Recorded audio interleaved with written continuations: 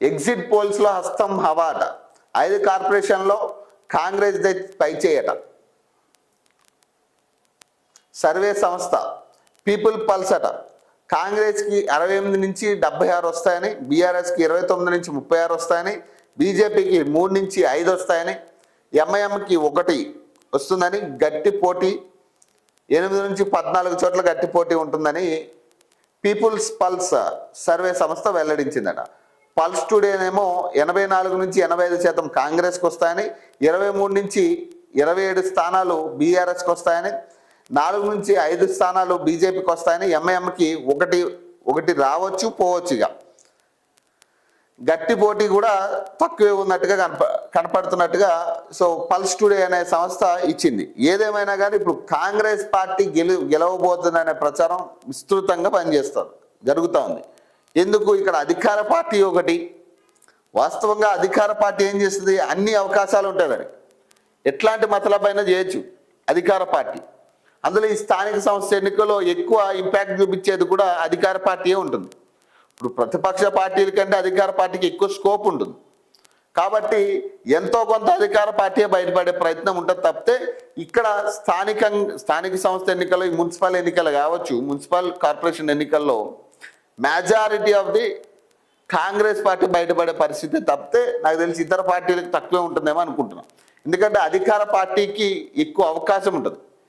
అదే రిగ్గింగ్ అయినా ఇంకొకటైనా ఏది జరిగినా కానీ తమ్మిని చేసే అవకాశం ఓన్లీ అధికార పార్టీకే ఉంటుంది. సో కాబట్టి ఏదో రకంగా వాళ్ళు బయటపడే ప్రయత్నమే జరుగుతుంది తప్పితే వేరే ఏముండదు.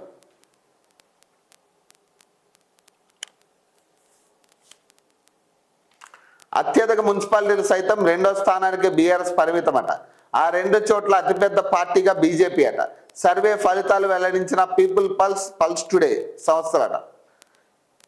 ఒక్కొక్కసారి తమ్మిని బింబయ్యే పరిస్థితి కూడా ఉంటుంది, చెప్పలేము. ఇప్పుడు ప్రజానాది ఎట్లా ఉందనేది మనం చెప్పలేని పరిస్థితి. బేసిక్గా ఇక్కడ ఎట్లాంటి సిచ్యువేషన్స్ అయినా కూడా ఏదైనా కూడా అధికార పార్టీ బయటపడే ప్రయత్నం ఉంటుంది ఎక్కువ.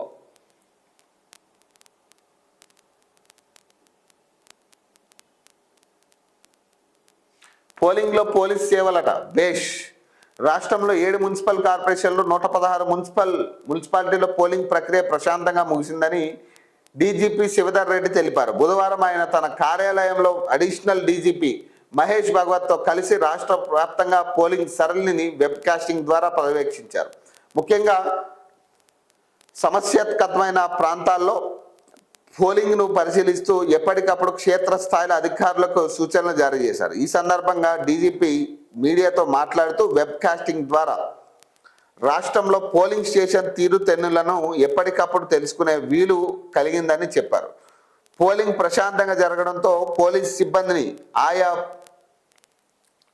ఆయన ప్రశంసించారు. రాష్ట్ర వ్యాప్తంగా మొత్తం 8,203 పోలింగ్ స్టేషన్లను కవర్ చేస్తూ భారీ ఎత్తున భద్రత కల్పించామని తెలిపారు. 1,302 అత్యంత సమస్యాత్మకమైన హైపర్ సెన్సిటివ్ ఏరియాస్, 1,926 సమస్యాత్మకమైన సెన్సిటివ్ ఏరియాస్, 4,975 సాధారణ కేంద్రాలుగా గుర్తించి ఆయా ప్రాంతాల తీవ్రతను బట్టి బలగాలను మోహరించినట్టు వివరించారు. వృద్ధులు, వికలాంగులు ఓట్లు వేసేందుకు పోలీస్ సిబ్బంది సహాయం చేశారని చెప్పారట. ములుగు జిల్లాలో మార్స్తో పడిపోయిన ఓటర్లకు 4వ బెటాలియన్ సిబ్బంది ప్రథమ చికిత్స చేసి ఆసుపత్రికి తరలించారట.